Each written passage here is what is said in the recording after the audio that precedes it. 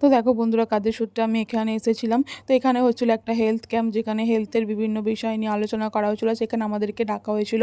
তো আমি সেখানে এসে এতটা সম্মান পাবো কখনো ভাবিনি। আমাদের এখানে সম্মান জানানো হয়েছিল। তো দুপুরে আমি তারপর বাড়ি চলে এসেছিলাম। দেখো স্নান করে এখানে ভাত খেতে বসেছিলাম। আমি, মা, বাবা ৩ জন খাচ্ছিলাম। বাকি সবাদের খাওয়া হয়ে গেছিলো। তো তারপর আমি দেখো এখানে ভাত খাওয়ার পরে এখানে তরমুজ খেতে বসে পড়েছি। যেহেতু বোনের বর ছিল, সবাই ছিল, তাই জন্য সবাই তরমুজ খেতে বসে। আর যেহেতু আমাদের ফ্যামিলিটা জয়েন্ট ফ্যামিলি, তাই জন্য সবাই ছিল, সবাই মিলেই তরমুজ খাচ্ছিলাম। মা, ঠাকুমা, হচ্ছে দিদা, হচ্ছে বাবা, বোন সবাই ছিল। তারপর খাওয়া দাওয়ার পর আমরা দেখো এখানে একটু গল্প করছিলাম। আর বোন দেখো এখানে নিজের নখ শেভ করছিল। তারপর সবাই মিলে একটু মজা করছিলাম। তো এটা আমার দিদা, হচ্ছে দিদা অনেকদিন পরই এসছে বাড়িতে। তো আমি একটু নিজেকে দেখিয়ে দিলাম। তারপর দেখো বিকেলবেলা আমি একটু মাঠে দিয়ে ঘুরতে যাবো বলে রেডি হচ্ছিলাম।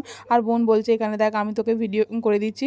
বোন এখানে বলছিল হচ্ছে যে আমরা ভিডিও করছি বলে। তো তারপর দেখো হচ্ছে আমরা ফাইনালি মাঠে চলে এসেছি। মাঠে দেখো মাঠটা কি সুন্দর, তাই না? এখন আমাদের এদিকে বাদাম চাষ হয়েছে।